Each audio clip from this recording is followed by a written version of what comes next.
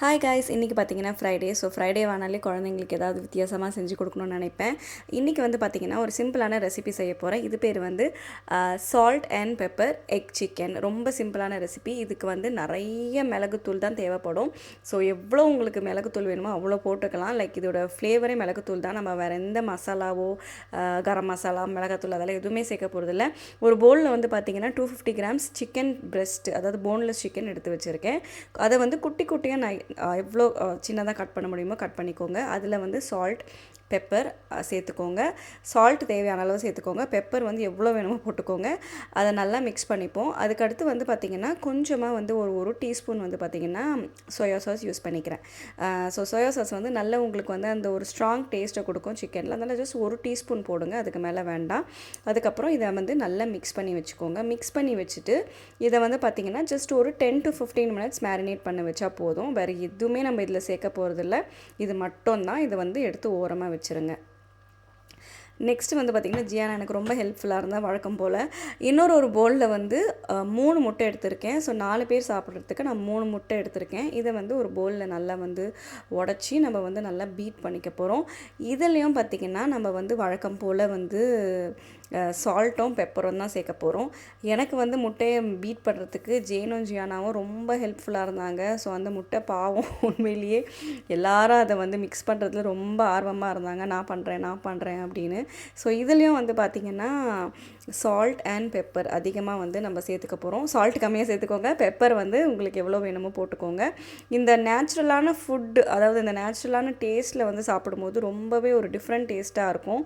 So Jane ஒரு பக்கம் வந்து மிக்ஸ் பண்ணால், அதுக்கப்புறம் ஜியானா ஒரு பக்கம் மிக்ஸ் பண்ணால், அந்த போலை வந்து நான் பத்திரமா பாதுகாக்கிறதே எனக்கு பெரிய கஷ்டமாக இருந்தது. ஒரு வழியாக வந்து உரமாக அதை எடுத்து வச்சுட்டேன். நெக்ஸ்ட் வந்து பார்த்திங்கன்னா வெஜிடபிள்ஸ் வேணும்னு நீங்கள் ஆட் பண்ணலாம். பட் நான் கொஞ்சமாக ஒரு வெஜ்ஜிஸ் இருக்கட்டுமே அப்படின்றதுக்காக சிகப்பு குடமிளகா ரெட் பெல் பெப்பர் எடுத்திருக்கேன். அதை வந்து பார்த்திங்கன்னா நல்லா பொடி பொடியாக கட் பண்ணிக்கோங்க. பொதுவாக வந்து நம்ம வெஜிடபிள்ஸ் ஃப்ரூட்ஸ்லாம் கட் பண்ணும்போது நம்ம வந்து கிட்ஸ் கிட்ட அதை காமிச்சு கட் பண்ணோன்னா அதை பற்றி நம்ம எக்ஸ்பிளைன் பண்ணி அவங்கக்கிட்ட சொல்லலாம். அது மட்டும் இல்லாமல் அவங்க அந்த கலர்ஃபுல்னஸை பார்க்கும்போது அவங்களுக்கு வந்து அதை சாப்பிட்ணுன்னு அவங்களுக்கு வந்து ஆப்பிடைட் இருக்கும். ஸோ வெஜிடபிள்ஸ் ஒதுக்க மாட்டாங்க. ஸோ நான் கிட்ஸுக்கு எது செஞ்சாலுமே எப்போவுமே நான் வெஜிடபிள்ஸ் ஆட் பண்ண ட்ரை பண்ணுவேன். ஸோ அதையும் கட் பண்ணி ஓரமாக எடுத்து வச்சுக்கோங்க. அடுத்து வந்து இப்போ நம்ம ரெசிபி செய்ய ஆரம்பிச்சிருவோம். இதுவே எனக்கு கரெக்டாக ஆயிடுச்சு 15 நிமிஷம். ஸோ பேனில் வந்து கொஞ்சமாக எண்ணெய் சேர்த்துக்கோங்க. எண்ணெய் சேர்த்துட்டு ஃபஸ்ட்டு நம்ம மேரினேட் பண்ணி வச்சுருக்க அந்த சிக்கனை ஆட் பண்ணிப்போம். சிக்கனை ஆட் பண்ணிவிட்டு நல்லா வந்து மீடியம் ஹீட்டில் வச்சு குக் பண்ணிக்கோங்க. தண்ணி அதெல்லாம் எதுவுமே ஊற்ற வேண்டாம். ஸோ வந்து நல்லா வந்து இதிலே குக் பண்ணிக்க போகிறோம். ஸோ சிக்கன் வந்து ஒரு 80% குக் ஆன பிறகு நம்ம கட் பண்ணி வச்சுருக்க குடமிளகாவையும் சேர்த்துக்கலாம். உங்களுக்கு குடமிளகா தான் யூஸ் பண்ணணும்னு கிடையாது.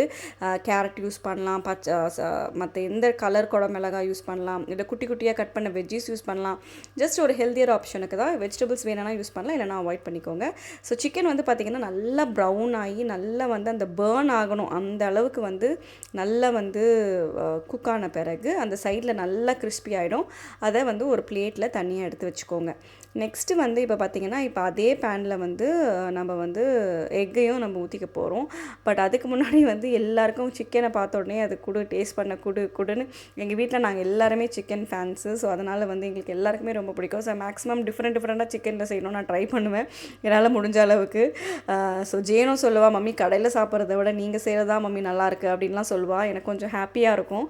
ஸோ அதுவே ரொம்ப மோட்டிவேட்டிங்காக இருக்கும் எனக்கு நிறைய ரெசிபீஸ் பண்ணுறதுக்கு.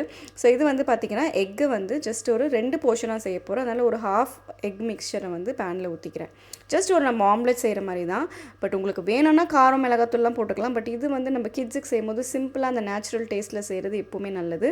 உப்பு மட்டும் கவனமாக போட்டுக்கோங்க, ரொம்ப அதிகமாக போட்டுறாதீங்க. ஸோ வந்து நம்ம எக்கு மேலே ஒரு சிக்கனையும் நம்ம வச்சுருக்க சிக்கனையும் போட்டு இதை நீங்கள் ரேப் வேணாலும் பண்ணிக்கலாம், அப்படி இல்லைனா மூடி வச்சிடலாம். உங்களுக்கு வேணும்னா இதில் சீஸ் கூட ஆட் பண்ணலாம் இந்த டைமில். அது ஒரு மாதிரி ரொம்ப டேஸ்டியாக இருக்கும். பட் இன்றைக்கி 2 பேருமே சீஸ் ஆல்ரெடி மார்னிங் சாப்பிட்டனால நான் சீஸை வந்து அவாய்ட் பண்ணிட்டேன். ஈவினிங் நான் சேர்க்கலை. சீஸ் போட்டிங்கன்னா இன்னும் ரொம்ப சூப்பராக இருக்கும். இது அழகாக அப்படியே ரேப் பண்ணிவிடுங்க. அவ்வளோதான். ரேப் பண்ணிவிட்டு 2 பக்கமும் திருப்பி குக் பண்ணால் போதும். உங்களுக்கு வேணும்னா இதுக்கு மேலே வந்து கீ வந்து ஆட் பண்ணிக்கலாம். இன்னும் ஒரு எக்ஸ்ட்ரா ஃப்ளேவர் டேஸ்ட் இருக்கும். அப்படி இல்லைன்னா நீங்கள் எண்ணெய்க்கு பதிலாக பட்டர் யூஸ் பண்ணி இந்த சிக்கன் குக் பண்ணுறதோ இல்லை வந்து எக்கை குக் பண்ணுறதோ செஞ்சிங்கன்னா இன்னும் ரொம்ப அல்டிமேட்டான டேஸ்ட்டாக இருக்கும். உங்களுக்கு வேணும்னா அதில் ஆரகேனோ கொத்தமல்லி எது வேணாலும் போட்டுக்கோங்க. பட் ஆனால் காரம் அதில் நிறைய போடாமல் இந்த மாதிரி கிட்ஸுக்கு செய்யும்போது லைக் இது ரொம்ப ஹெல்த்தியும் கூட. ஸோ இது வந்து 4 பேர் தாராளமாக சாப்பிட்லாம். இப்போ நான் செஞ்சுருக்க போர்ஷன்ஸில் ஒரு ஃபேமிலி அப்படி சாப்பிட்ற மாதிரி இருக்கும்.